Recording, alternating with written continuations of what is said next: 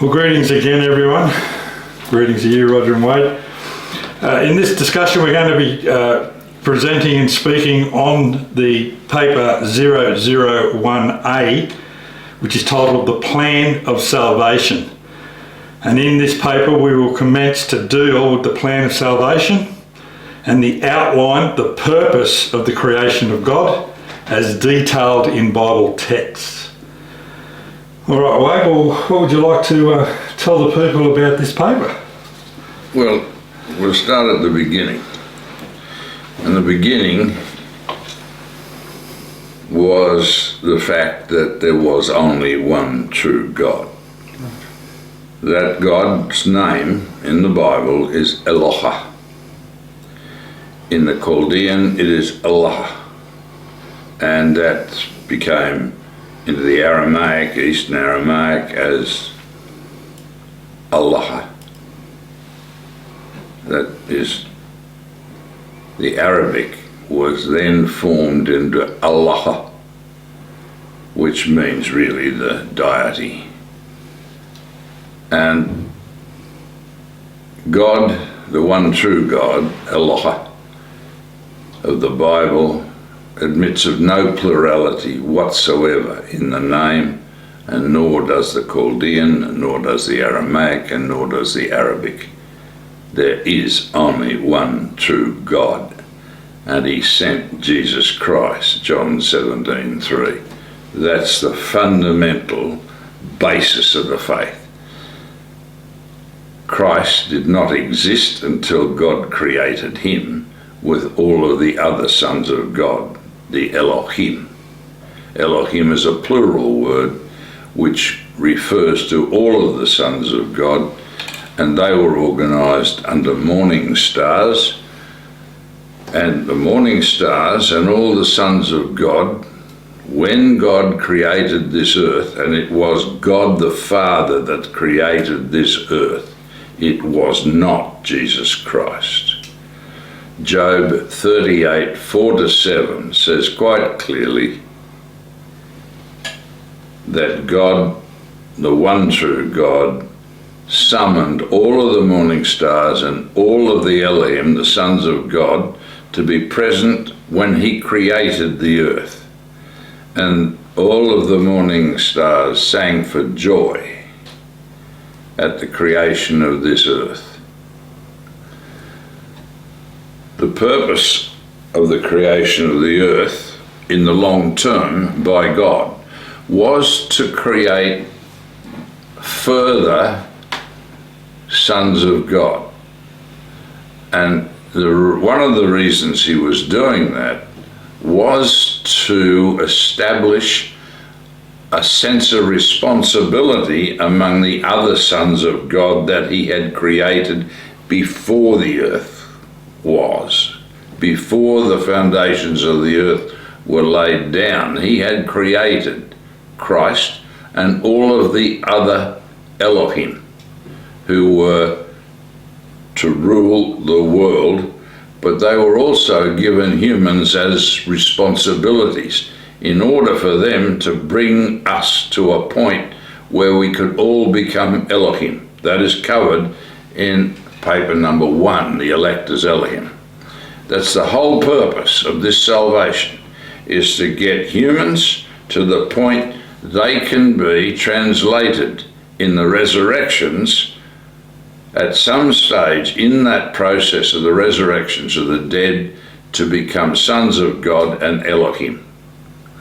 Now, the Psalms are all clear about the council of the Elohim running the planet and dealing with mankind, and that the purpose of mankind is to become Elohim also. Psalm 82, it's written in your law, I said ye are gods. And Christ said, and scripture can't be broken. John 10:34-36. That's the purpose and the plan. And somehow it appears that the earth became tohu and bohu, that is waste and void. Isaiah 45 says that God did not create it that way. He created the earth to be occupied, inhabited. And that purpose was to get us properly trained as Elohim, as gods. And that is not blasphemy, that's the purpose. God set us aside to become Elohim and co-heirs with Jesus Christ. Now, that's the whole structure of the plan as an ongoing thing. What God did then was create a system in human structure with which he could establish Christ as the new morning star of this planet and bring all of the sons of men into a structure of training which became and was set aside as the nation of Israel. Israel is not a single selective process. All men are to come to God through Christ under the nations effectively centered on the nation of Israel, operating and governed from Jerusalem. And that will occur through the first resurrection, in which the church was formed with the prophets, and they are prepared and trained and selected to be going to the first resurrection to do the job of the other demons, the Elohim, that were the fallen host, and they will then occupy for 1,000 years the planet and train in the second resurrection all humans that have ever lived. Right. Now that's the overall plan, and that's what we lay out in this work, the Plan of Salvation, number 001A. That's an amazing way to contemplate just the simplicity, how it's all laid out, until the God of this world, hating it, wanting to become higher than the Father, has corrupted everything through professing Christianity. Yes. And God has allowed it because that allows him to, through predestination, to call people that he deems worthy to qualify for the first resurrection.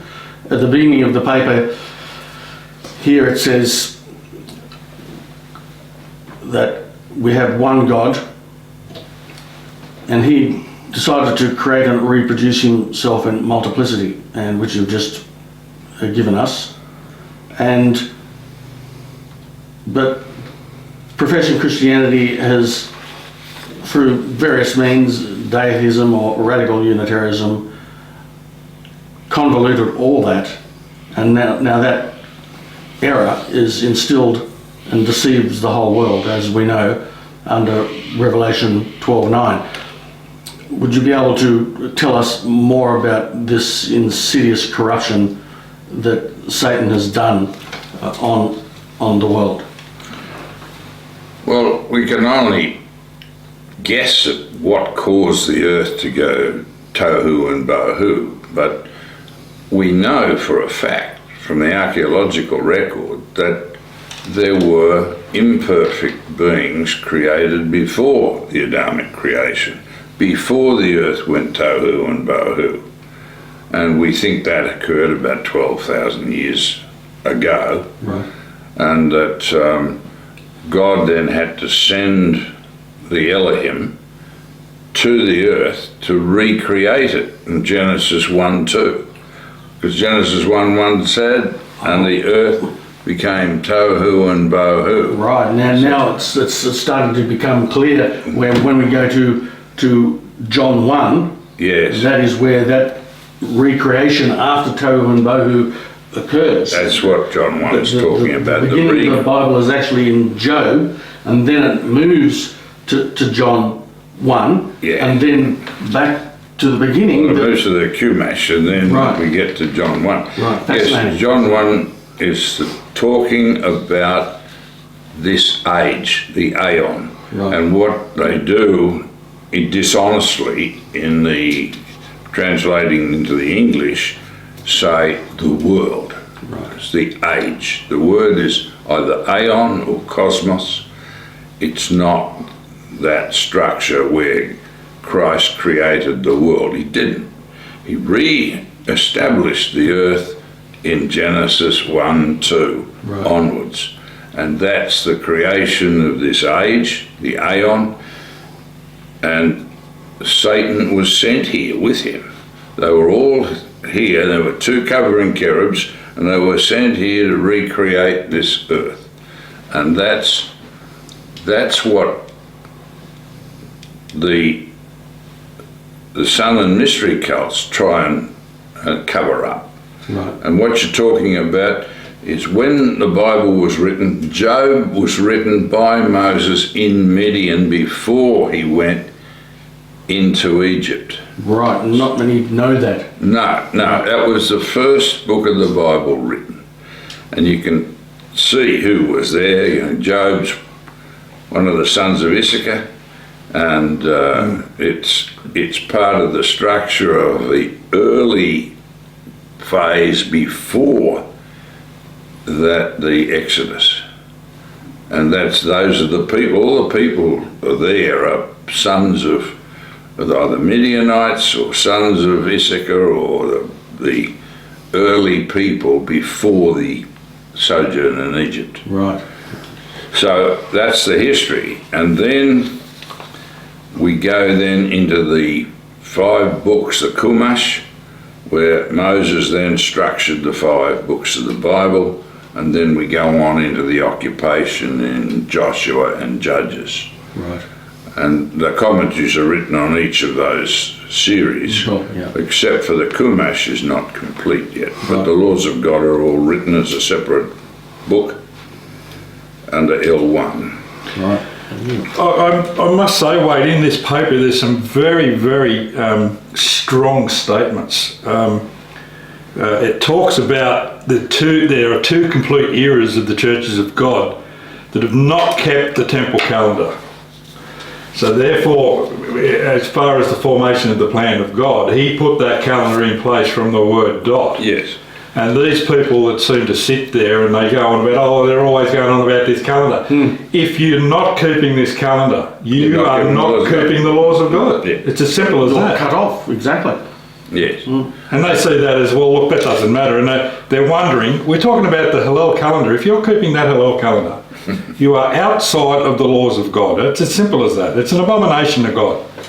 Yes, it is. But this structure of the plan, God set aside from the beginning. And it's meant to last for the 6,000 years. And then it mirrors, or is mirrored by, the day of the week. The creation in Genesis chapter 1 over the 7 days mirrors the structure of the plan of salvation. The 6 working days of the week, Satan was given to rule the earth.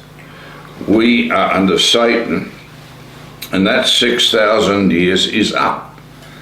Adam was created, he became eligible for judgment at 30 years of age. And then he was cast out of Eden. Eden was closed, and Satan took over the rulership of the world. And Satan was placed under judgment, and what he's done since will come to deal with over the period. Now the Sabbath is the millennial Sabbath of Christ, 1,000 years, which is represented by Saturday under the 4th commandment. It is a millennial Sabbath. Right. Sunday's not the Sabbath, it's the first day of the week, and it's a normal working day. And if you want to keep Sunday, Christmas and Easter, you will not live into the millennial system of Christ. It's that simple. You will die, and you will not be allowed to infect the people of the millennium with your heresy. Right. Yeah, we're going to touch on that, Wade. A lot of people don't realise that this plan of salvation and I'll use a word that the world's quite familiar with, has a lot of violence in it. In that God does say, if you're not going to do what I've asked you to do, eventually you are going to die. Yes. And people just don't get that, do they? No, the fiction has been put out by Satan, and I hear it in the churches of God. They're told. People come to us all the time, telling us what they've been told by these ministers of the churches of God. Oh, or the Protestant system, or the Catholic system. Christ wouldn't do that. He's a loving person, and they've got this effeminate, long-haired person hanging on this sun cross outside of most of the churches and in the churches, and they've got the Mother Goddess statuette. That's been going on for thousands of years. It was long before the Virgin Miriam was born. They were making statues of the goddess. Right, yeah. And Easter is the name of the goddess in the ancient Anglo-Saxon. That's the name. And I'll just look up the Oxford Dictionary and say Easter, and it says the name of the goddess. Oxford Universal Dictionary says exactly that. Right. Mm-hmm. Now, most people don't understand what the structure is, and this Baal system was set up by Satan to undermine the faith. When they came out of Egypt at Sinai, when Moses went up the mountain to receive the law from God, they built a golden calf. Mm-hmm. And the golden calf was the symbol of the moon god's sin. And our word sin comes from the worship of this golden calf under the Baal system of Sunday, Christmas and Easter. Which is a transgression against the law. Yes, How plain. yes. What sin is. That's correct. And we refuse. It's not a matter of we don't get it. We refuse to obey God. We refuse to keep the fourth commandment and the new moons and the holy days and the structure of God. We refuse. And Isaiah 66, 23 and 24 says, in the last days, when the Messiah returns and we set up the millennial system, if you don't keep the Sabbaths from one Sabbath to the next and one new moon to the next, and it's the new moons that start the process, right, you will die.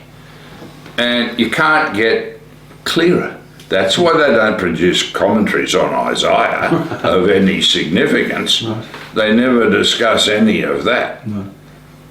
Nor do they discuss Ezekiel and Daniel and Jeremiah.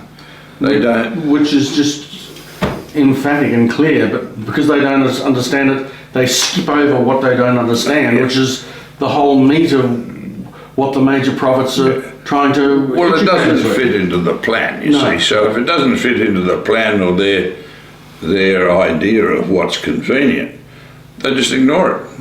Or say, oh, it was written by somebody else. Right. It was inserted into Isaiah or Jeremiah or Ezekiel or Daniel. Right, but it's there, like Ezekiel 21, where it says that at the end times, the warning of the last days emanates from the south and gets hot and burns like a fire and consumes up into the north. Yes, and that's exactly what happens. And how can you have North America or anything above the latitude of Jerusalem in the south? You cannot. No. It emanates from down here, from Dan Ephraim. That's a fascinating subject, but maybe not totally fully related. We can talk about that in dealing I was going with to say Jeremiah. there is another huge paper on it. Yeah. Wait, look, I was going to say there's a statement in this paper that I have sort of adopted as a mantra. Mm-hmm. And it virtually says, God is not concerned with why you do things. Right. Yes. He simply gives you the choice between obedience and keeping the law, or being relegated to the second resurrection when all others are retrained. And if you don't keep the Sabbath and the new moons, you are excluded. Yeah. Now we've got a lot of these churches have got out there under these ministers that say that they're the one true minister and they're the one true God. They all say, well look, we don't keep Easter and Christmas, we don't keep that. But they fall away in a lot of other areas, don't they? Right. Yes, well, if you're not keeping the temple calendar, you're keeping something else. Right. And if you're keeping something else, that excludes you from the children of God, the churches of God, because they keep the temple calendar. And we have done for 2,000 years. So in 27 CE, when Christ tapped these guys on the shoulder and said, follow me, for the 12 apostles, they were all keeping the temple calendar. And they were waiting for the Messiah. And when he tapped them on the shoulder, they went. And half of them were put to death in horrible ways. But they did it because they knew he was the Messiah and that they had to do what God said and did. We keep the laws from that day forth. We, the church, kept the temple calendar for 2,000 years. We didn't keep it in the Sardis and Laodicean systems over the 20th century, or from the 19th into the 20th century.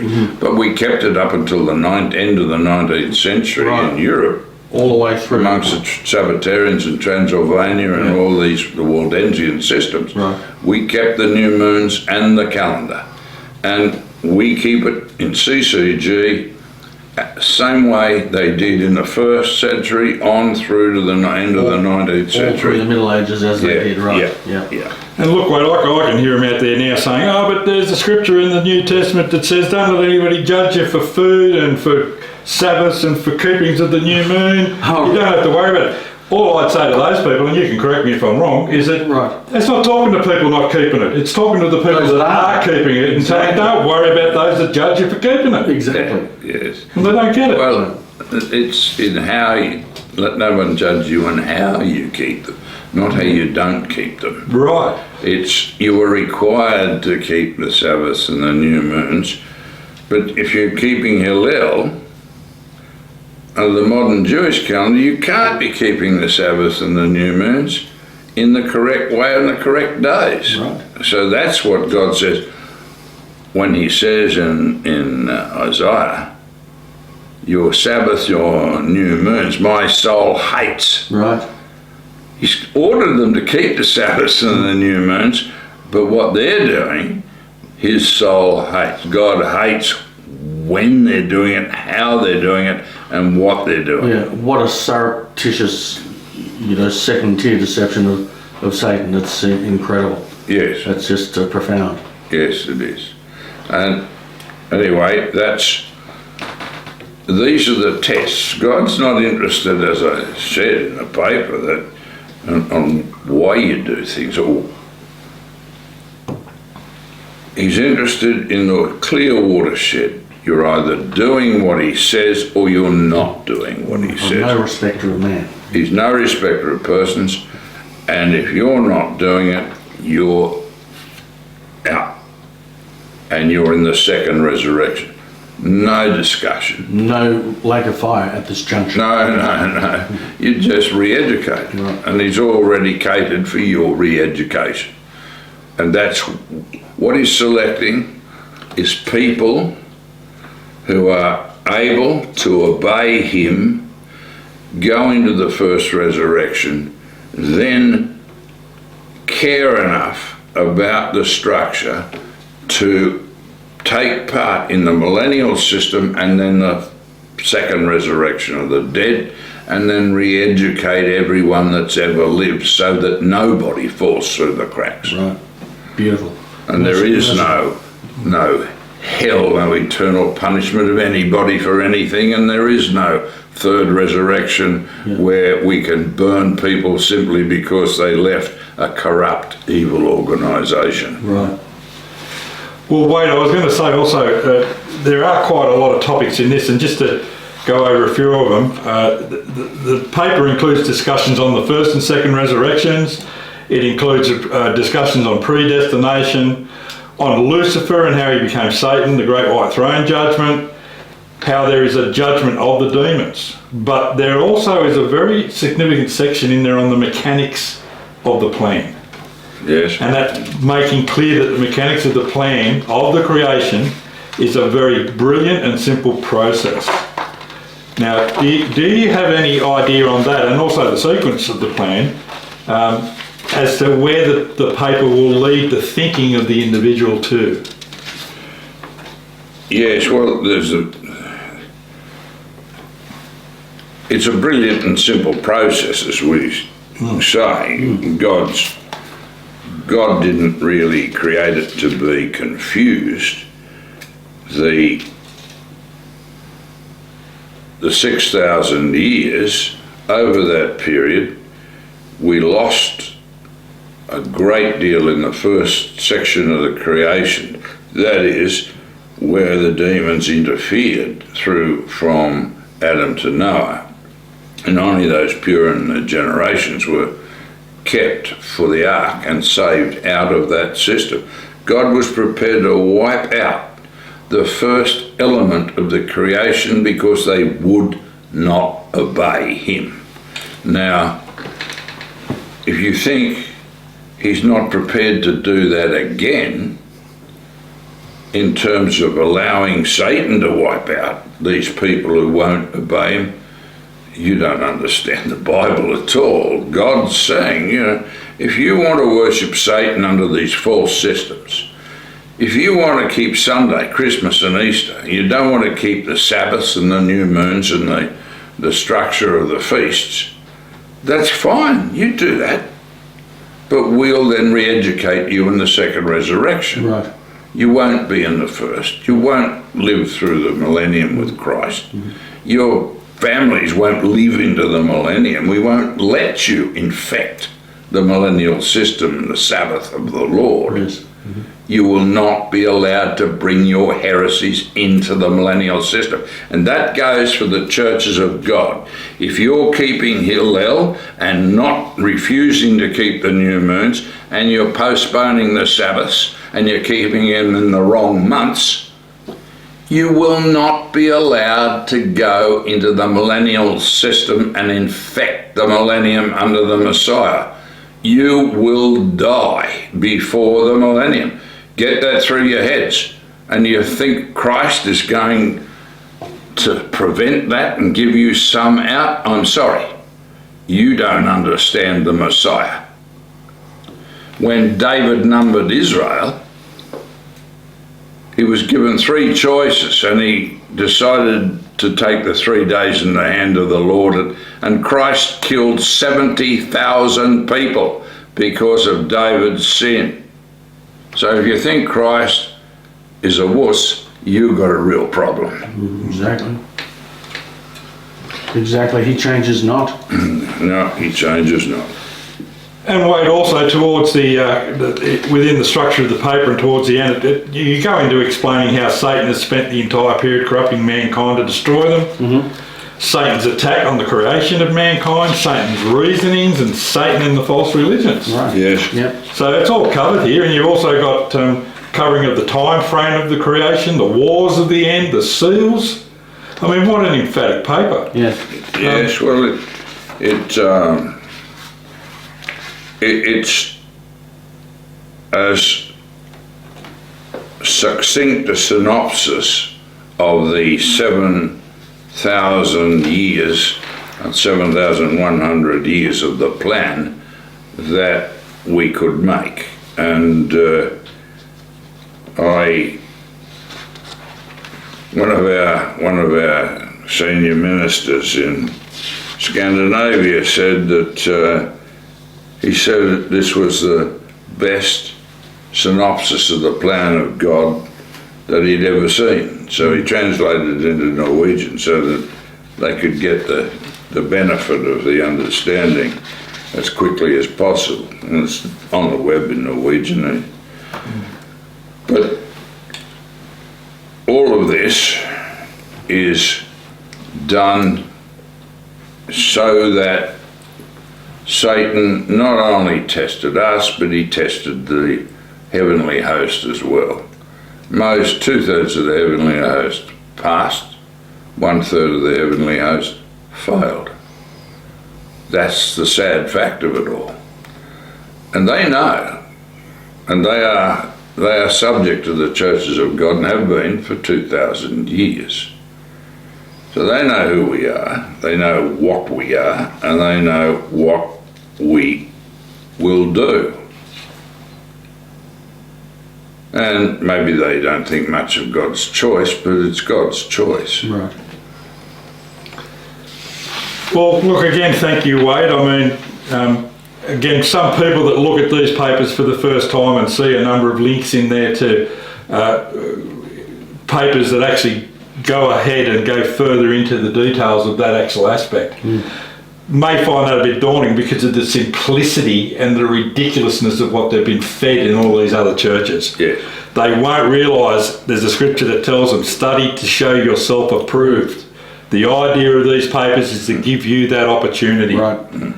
Well, Our hope is that you'll take control of your own destinies and you'll work with the one true God. You'll work within his plan of salvation, not in the plan of salvation of some of these people out there that think they're taking you to judgment. No, they're taking it directly to the second resurrection, my friends. Yes. So, Wade, if there's nothing else you'd like to add, we can close this discussion and we look forward to the next one. okay. Indeed. All right.